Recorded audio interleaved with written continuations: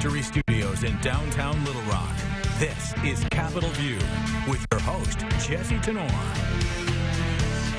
Good Sunday morning to you and welcome into Capitol View. I'm Jesse Tenor. The Capitol corridors have cleared out and it's time to look ahead. This half hour, I'll be joined by the man behind the Arkansas medical marijuana and minimum wage initiatives to look at what could come next. Plus, with so much focus already on the 2020 election, I'll talk to the clerk of Arkansas's largest county about what to expect for the primaries. But we begin, though, at the end. It's official. State lawmakers met Wednesday for the symbolic end to the 92nd General Assembly, known as Sine Die. With that, the session is adjourned. During those 87 days, the Arkansas legislature passed more than 1,000 new laws. The governor also didn't issue any vetoes. Speaker Matt Shepard says Washington can learn from how the House and Senate conducted its business. History will judge what we've done here. I think that what we've seen is that we ran a very efficient session. We kept some of the drama to a minimum. Now, while the House had no further business, the Senate did pass its last bill of the session and makes it easier for the state's 500 cities and towns to change their form of government while keeping their recently elected leaders. Many lawmakers stuck around Wednesday for a major meeting involving all the key players in the state's new managed care system. It changes how Medicaid is billed for services to about 50,000 Arkansans with significant mental illnesses or developmental disabilities. Many providers have gone unpaid, and the pressure's now on to find a permanent fix. There isn't a single problem. There are multiple problems. But the main side effect of the state's new managed care system that providers told lawmakers about Wednesday, the three companies known as PASSes aren't paying them. They are certainly all capable. They are national insurance companies. According to State Senator Kim Hammer, the PASSes have received nearly $270 million in payments from the Arkansas Department of Human Services.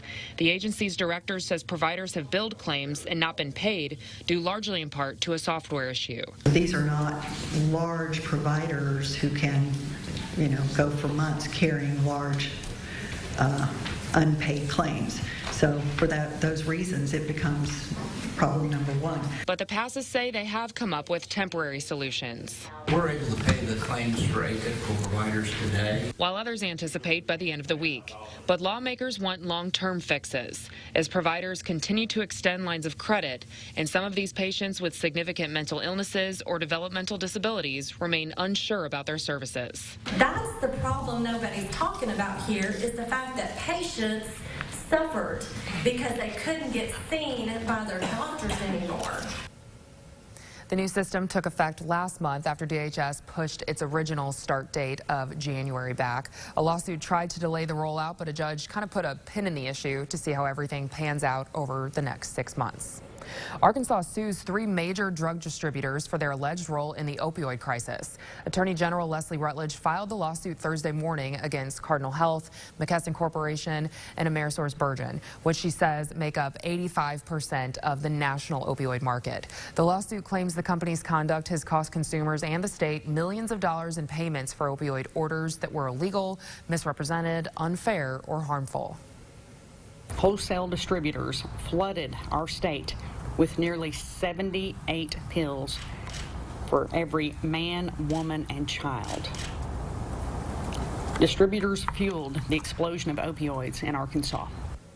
Last year, Rutledge sued 3 opioid manufacturers on behalf of the state. At least 40 states have filed suit against drug companies over the toll of the opioid crisis. Louisiana has Bourbon Street, Tennessee has Beale Street. Could Arkansas be next? A new law allows cities and towns across the state to pass their own ordinance to create what is known as an entertainment district. Visitors could carry and consume alcohol on the streets and sidewalks permanently or on a temporary basis like an event or festival.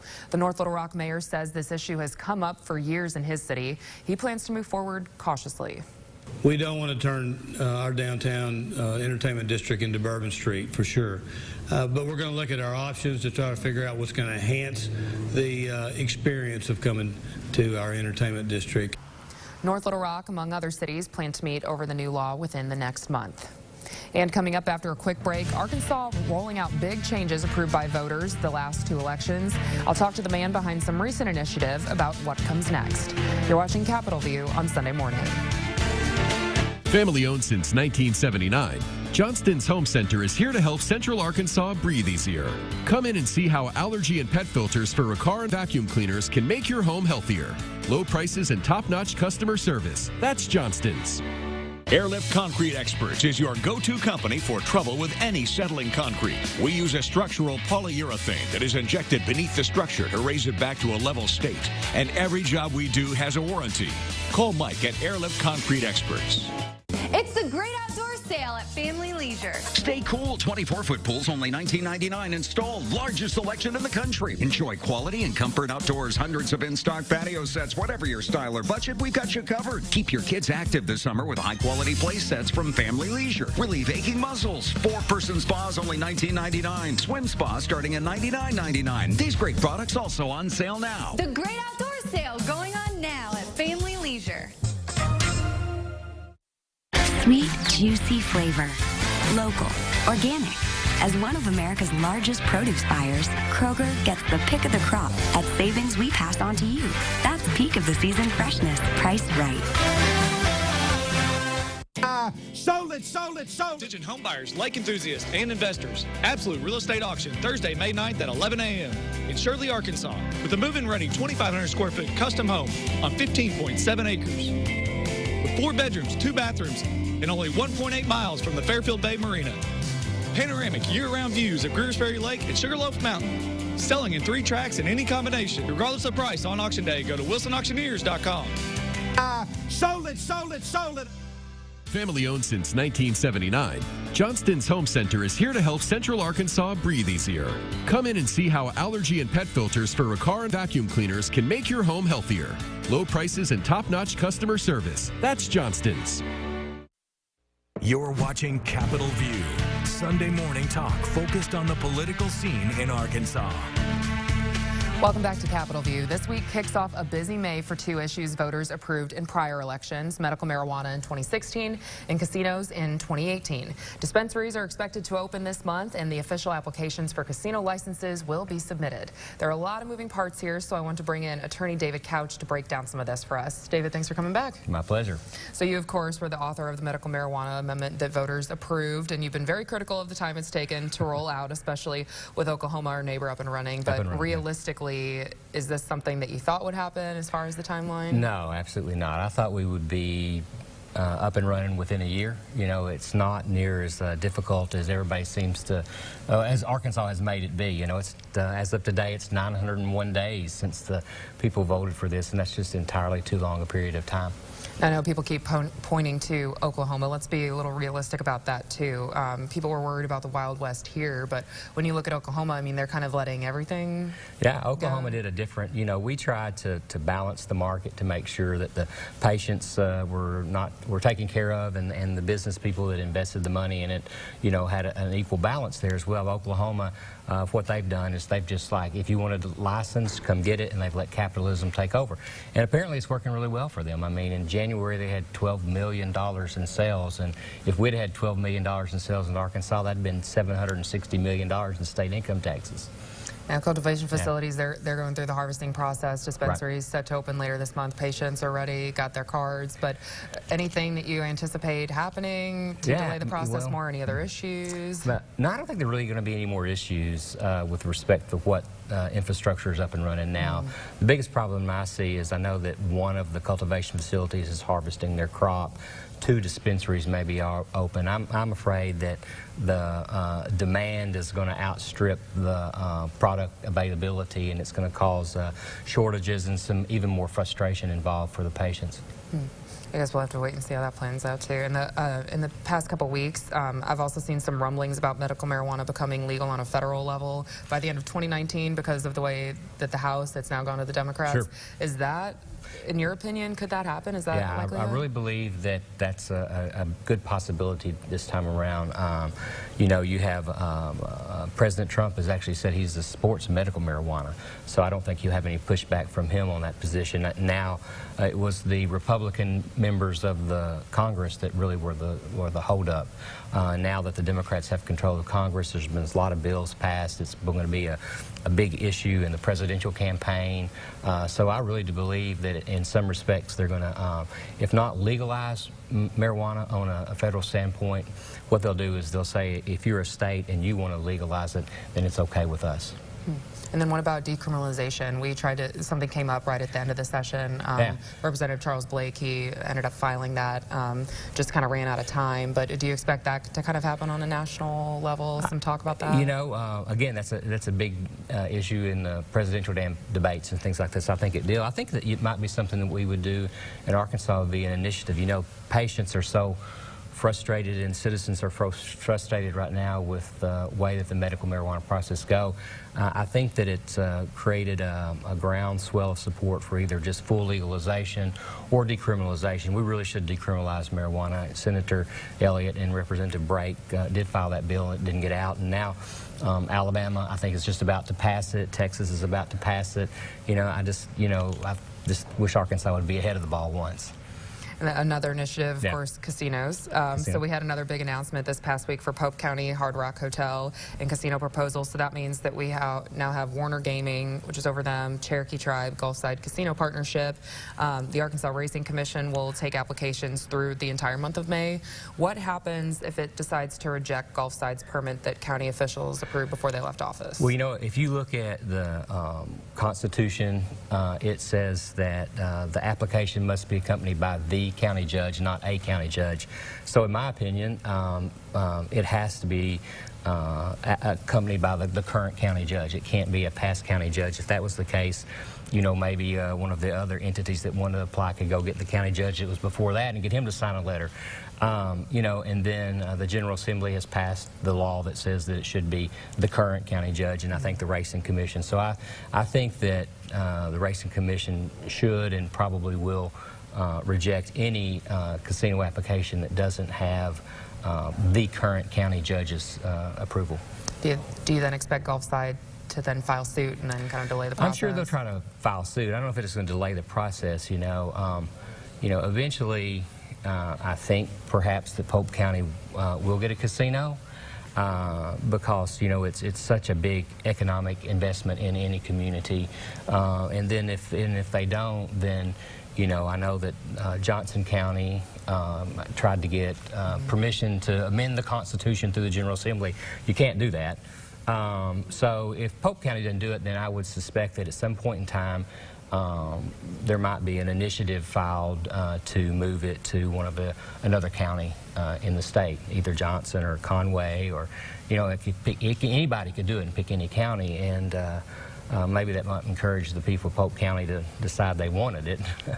Now, we have on the show talked about the ballot initiatives that lawmakers referred out to voters. Like we mentioned, you did work on medical marijuana 2016 and then a minimum wage in 2018. Both of those passed. What's next? What's next? So in 2020, we will see a measure on the ballot to do with gerrymandering. We have an initiative that sets up an independent commission to redraw the legislative and the congressional districts in the state. Another issue that kind of surprised me to begin with when I was first contacted about it, but has now, I think, has legs, so to speak, is ranked choice voting. I think that there's a real good chance that that will probably get on the ballot in Arkansas as well. Those are the two, I think, that are most likely. I hear that the term limits people are going to make another thing that's not mine, that's theirs. And there's some other things, like we talked about earlier. You know, I think that the frustration with the medical marijuana process is encouraging people to seek full legalization or decriminalization. And so there are a lot of other issues floating around out there now. And the reason that you may see more this time around than you might normally see is because people really are concerned about the referred constitutional amendment that hampers the initiative and referendum process. Which reminds me, one of the others that we might get on there is that, I forgot about this one, is that we're drafting a countermeasure to the one that the General Assembly affirmed. So we're going to do a measure, you know, since 2000 2012, the General Assembly has enacted a bunch of laws that makes initiative and referendum process much more difficult in Arkansas. Some of the ones they did this time. And there are some good ideas that were brought up by some people during the General Assembly when they were discussing what to refer out. So I think that we will draft and probably see on the ballot an initiative and referendum amendment that kind of cleans up some bad stuff and makes it more user-friendly for the people, because that's really what it's about. Now, we talked about the gerrymandering one, but the ranked choice voting hasn't come up that much. Explain that to people and how it's polling. Well, it polls really well in Arkansas once you figure out what it is. It's a very difficult issue to explain to people because it's so different. But, you know, if you look at it historically, Arkansas was one of the first states to do ranked choice voting. We've done it on our military overseas ballots. Sharon Priest and Susan Inman did it. I can't remember how long ago. It's been a long time. But really what it is that you have just one election, so it's less expensive on the state. Everybody runs together at the same time, and you count your votes. If somebody doesn't get over 50%, then the person in the bottom falls off. So you keep scoring, and you keep dropping off that bottom person until somebody gets 50%. So you always have a candidate that has a majority of the support of the people. Okay. Well, 2020 is going to be a big year. Fun. Yeah, it's going to be exciting for the show, too. Thanks for being on the show. My pleasure. And when we come back, the elected official responsible for the voter registration list in the state's largest county is looking ahead to 2020 as well. An update from her next. You're watching Capitol View on Sunday morning. No mess is too much for the boys in blue. Uh-oh, I made a mess. Even if you have a messy Maya, we can make everything look good as new. When Messy Maya strikes at your house, you know who to call. The boys in blue. My name is Amy, and I'm a Success Vision employee. Every day, I get to help our customers pick out the perfect pair of glasses. But what's also cool is when our customers buy glasses from Success Vision, they enable us to give free eye care to those in need all around the world. They're not just sending money to some random organization, they're sending us. So thank you for being our customer. You're the one that makes this all possible. My name is Amy, and I'm a Success Vision store manager. 2 pair for $39 in an hour for less. Come see us today, Success Vision Express. Sold it, sold it, sold it. Absolute Greers Ferry Lakefront Real Estate Auction at 85 Buckhead Trail on the Tannenbaum Peninsula. With an extraordinary 5,200 square foot luxury home custom built by David Hendricks in 2012 with no expense spared. Also selling 2 covered boat slips, guns, boats, furniture, and much more. Everything is selling regardless of price, live, on site, and online. Thursday, May 30th, starting at 10 a.m. Go to WilsonAuctioneers.com. Sold it, sold it, sold it. At Arkansas Spine and Pain, we know that family is everything. It fuels our love, our laughter, and unfortunately, some of our pain. That's why we're here, to help you and your loved ones live pain-free. Get back to doing the things you love, fishing with the grandkids, playing a round of golf, exploring the natural state. So give us a call today and let our family at Arkansas Spine and Pain get you out of the painful cycle you're in. You deserve to get your life back ASAP. You don't reach a milestone of 50 years in business without having a passion for what you do, taking care of the customer and valuing your product. And at Allen Tillery Chevrolet Buick GMC, that's exactly how we achieve that goal.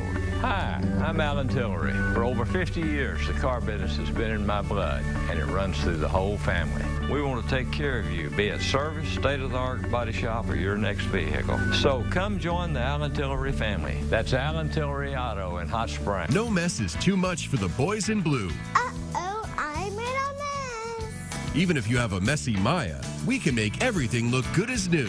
When Messy Maya strikes at your house, you know who to call. The boys in blue. You're watching Capitol View, Sunday morning talk focused on the political scene in Arkansas. Welcome back to Capitol View. 2020 is a presidential election year, a time when more voters typically turn out to the polls. Arkansas is already looking ahead to its new primary, pushed up from May to March under a new state law. The state's largest county wants voters to be prepared to cast their ballot. Joining me this morning is Pulaski County Clerk Terry Hollingsworth. Terry, thanks for being on the show. Good morning. Thank you. And so first, I just wanted to talk about that. So how does this change from May to March affect offices like yours?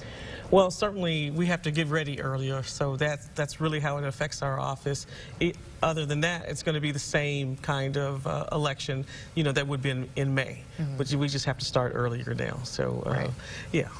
Nothing too major. Yeah, nothing too major. So yeah, I mean, that's why, I mean, it's not like we're getting, you know, campaign mailers just yet or anything, but many Arkansans are getting a similar size card in their mailboxes, Yes. kind of across the state, and I know in Pulaski County to make sure that they're on the voter rolls. And speaking of getting ahead, you did hold a press conference this past week about the voter registration cards. And so why is it important for you to get this information out to voters now? Well, it's important because we need their information. We want to make sure that they want to stay on the voter rolls. We want to make sure that those who have changed addresses or that kind of thing, that we mark that. So if you've moved to another county, then we know that you can't, you know, vote in this particular county. So it's just important that we get these election notices out to them so that we can get information back and make voting easier for them in 2020. And then you were saying that this isn't, you know, anything new in policy. It's really standard operating procedure. But why is it important to you to make sure that people know about this even more? Well, you're right. It's not new policy. It's something that happened in 1993 with the National Voter Registration Act. But I know that growing up, it was very important to me. My parents instilled in me that voting is important. So it's always something that's been near and dear in my heart. And so even though we have other departments that are equally as important, we want to make sure that people actually get this information to make it easier for them to vote, because 2020 is a big election year. And so we've mailed about 57,000 of these electronic cards out, and I think I'll just kind of show that here. There you go. And we need them to fill it out on the back. But it's very important that they understand that this is not junk mail. And so of the 57,000 notices that we sent out, 4,000 of those are cancellation cards, which means if they haven't voted since 2012, then they would stand the risk of being canceled from the voter rolls if they don't respond back to the card. If they respond, then everything's fine, and we'll have their updated information. And prior to us speaking, you did say that the reason why this is important too is about 10% typically respond to these. So what are you hoping for realistically, I guess? Realistically, if I can beat the 10%, if I can get 20% of these cards back, I think it'll be fabulous. And I think that'll definitely beat it, because typically we haven't really had a press conference or a big push for this. But I just think it's important that people have access to voting and have access to, just access to voting. And this is, to me, is a way that we can get that done. When I ran for office, I said that we were going to put out more information about what the clerk's office does, and we want to have increased customer service. And I also wanted to make sure that we had information about voting and what happens with, you know, with our voting rights. So. And then in some other states across the country, people have been using the word purge with this kind of system, but the Supreme Court even ruled in an Ohio case last year against that. Yes. So what would your response be to the people calling this a purge? Well, my response to them would be, if you know somebody who hasn't voted since 2012, to please make sure that they fill this card out so that we know that we don't want them off the rolls. This is not a purge because, again, we only had a small number who actually received cancellation cards. This is certainly getting more information from voters so that we can make it easier for them to vote in 2020. And then you've been in office 4 months now. Yes. I know that one of your goals upon being sworn in was to restore voting rights for convicted felons. Where does that whole process stand? So we are doing that, and we've been helping some. We've been at some different community fairs, and actually there we could pull up their information and then help them with the process of actually registering to vote.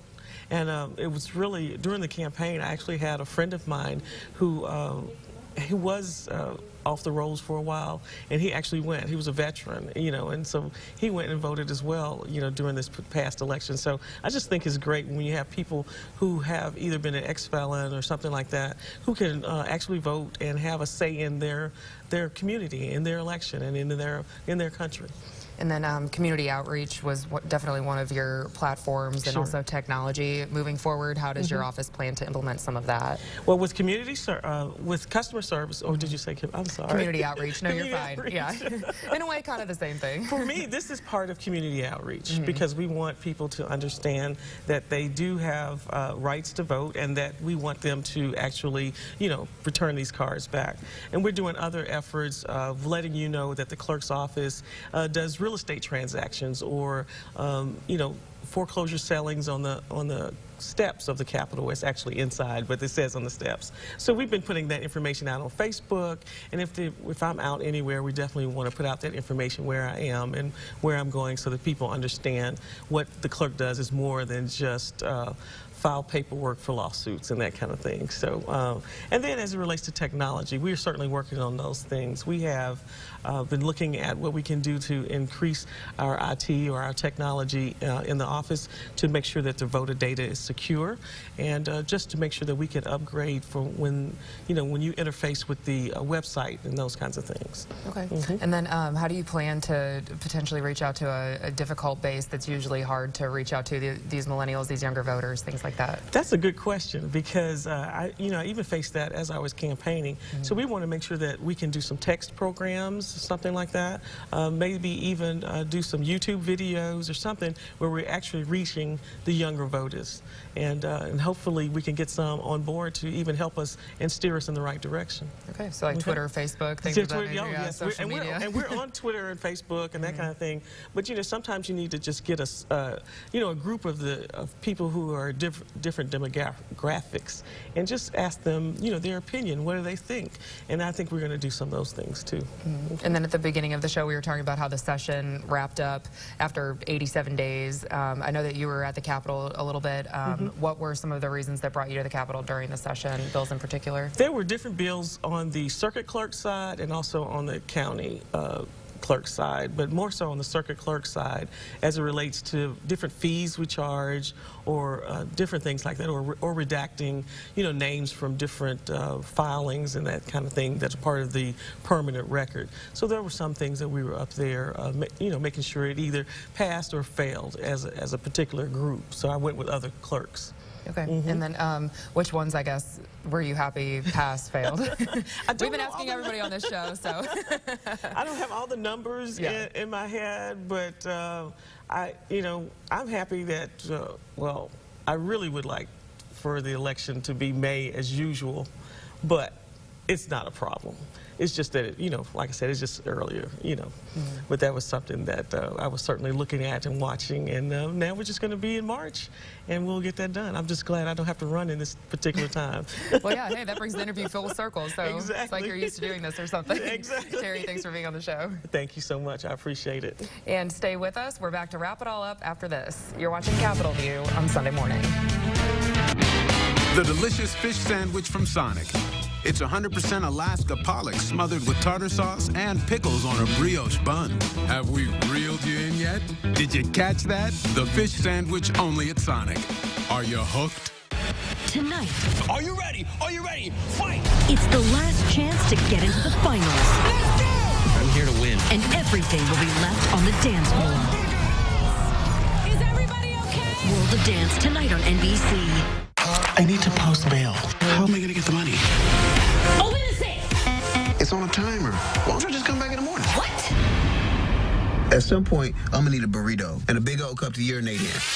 Good Girls, tonight on NBC. I love an ice cream sandwich on a Sonic night. The official beginning of cargo short season. Guess how many ice cream sandwiches I can fit in my cards? 3? 7? No way. You say 3? Don't insult my cards, bro. Hurry in for Sonic Nights. New $1.49 ice cream cookie sandwiches and half-price shakes after 8. You're watching Capitol View, Sunday morning talk focused on the political scene in Arkansas. And that does it for today's show. Don't forget, you can now take Capitol View on the go. Download the Capitol View podcast wherever you get your podcasts. And we're back with an all-new Capitol View next week. Enjoy the rest of your weekend.